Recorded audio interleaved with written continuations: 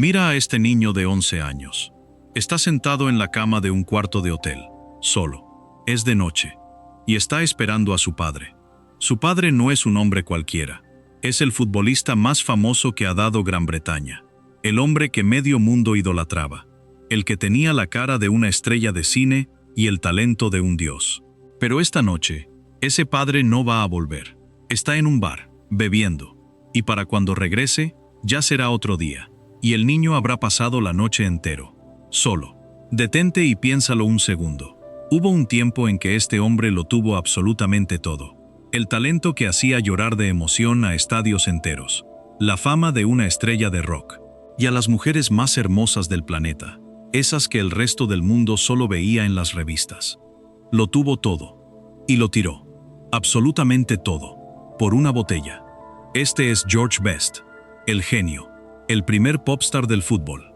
Y también el hombre que dejó a su propio hijo esperando en cuartos de hotel, mientras él se perdía en el alcohol. Hoy no vas a escuchar solo la historia del ídolo. Hoy vas a escuchar la verdad completa. 4 verdades sobre el hombre que lo tuvo todo y lo perdió todo. La primera, el genio que conquistó al mundo entero antes de los 22 años. La segunda, las mujeres, los Miss Mundo, los escándalos, las miles que decía haber tenido. La tercera, el alcohol que lo devoró por dentro y a quienes más lo amaban. Y la cuarta, el karma. Porque la vida le dio algo que casi nadie recibe. Una segunda oportunidad. Un milagro para salvarse. Quédate hasta el final, porque lo que George Best hizo con esa última oportunidad te va a dejar sin palabras. Pero para entender cómo lo perdió todo, primero hay que entender lo alto que llegó. Y casi nadie en la historia del fútbol llegó tan alto, tan rápido, como George Best. Todo empezó en Belfast, Irlanda del Norte. Una familia humilde y trabajadora. El padre, obrero en los astilleros. Nada de lujos.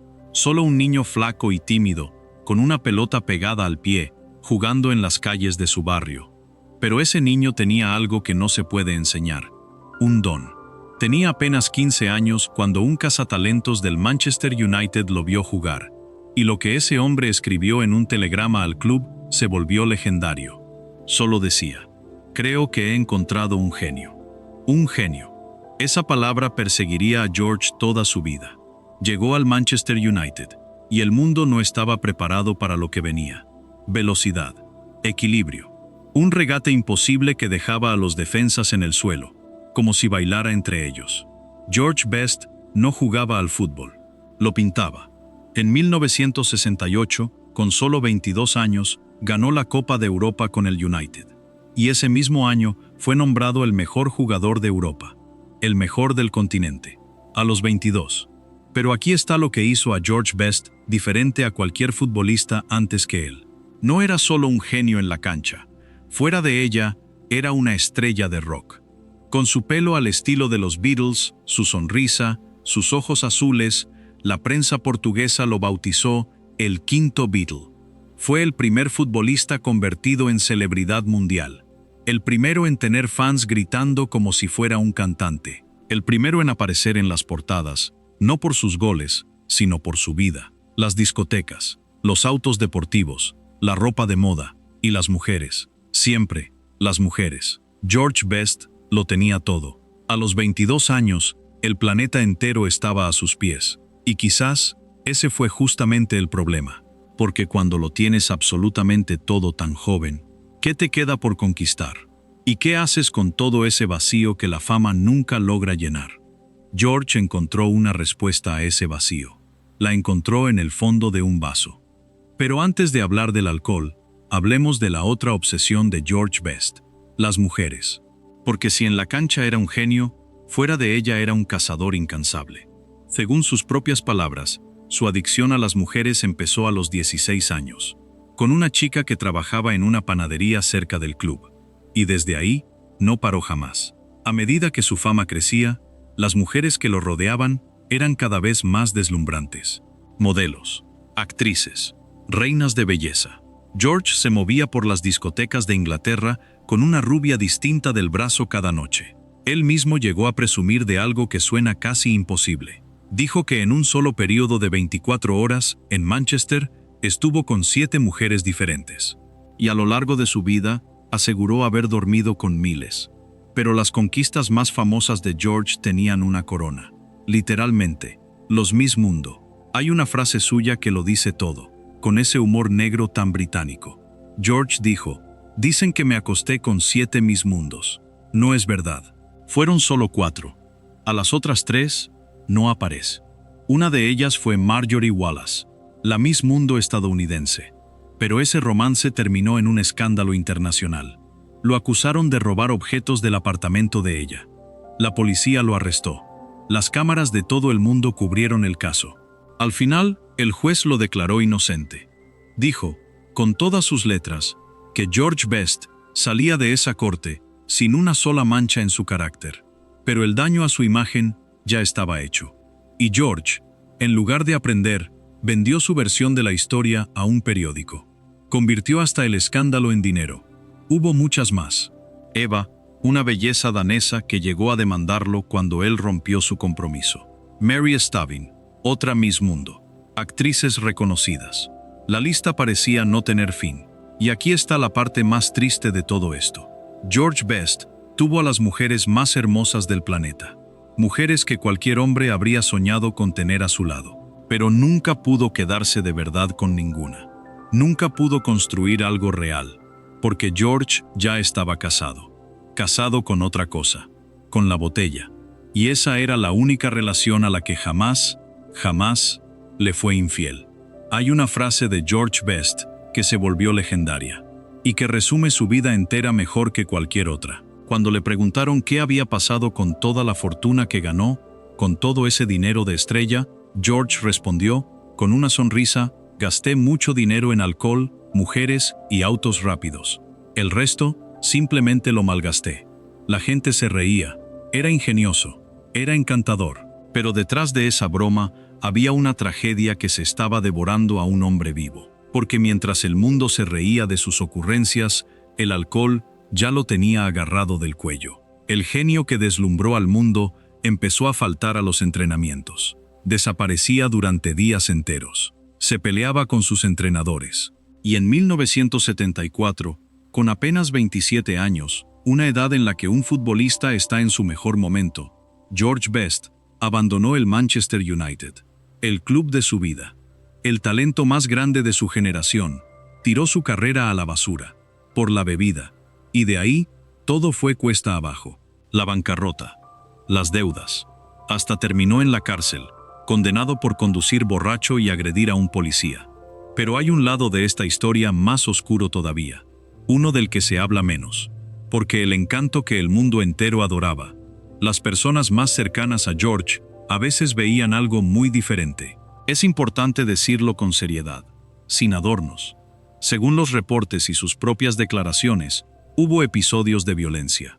Alex, una de sus esposas, afirmó que George la golpeó en más de una ocasión. Y años antes, había sido arrestado tras agredir a una joven camarera. El ídolo que sonreía en las portadas. Y el hombre que, bajo el efecto del alcohol, se convertía en alguien que sus seres queridos llegaban a temer. Su segunda esposa lo describió con una frase que lo dice todo. Dijo que, sin alcohol, George era el marido ideal.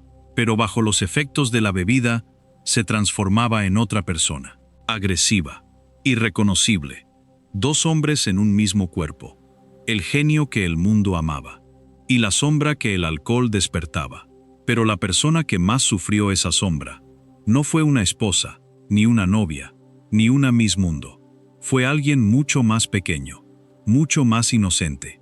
Fue un niño. En 1978, George se casó con Angie, una modelo y exconejita de Playboy que conoció en Estados Unidos.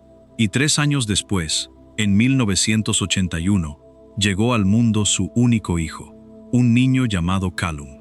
Y aquí es donde la historia deja de ser sobre fama y mujeres, y se convierte en algo que te va a romper el corazón. Porque George Best, el hombre que el mundo entero adoraba, no supo ser lo único que ese niño necesitaba: un padre. Cuando Callum tenía apenas 3 semanas de nacido, 3 semanas, George se fue de juerga. Una borrachera de 2 semanas enteras. No volvió a casa. Su hijo recién nacido estaba ahí. Y él desapareció en el alcohol.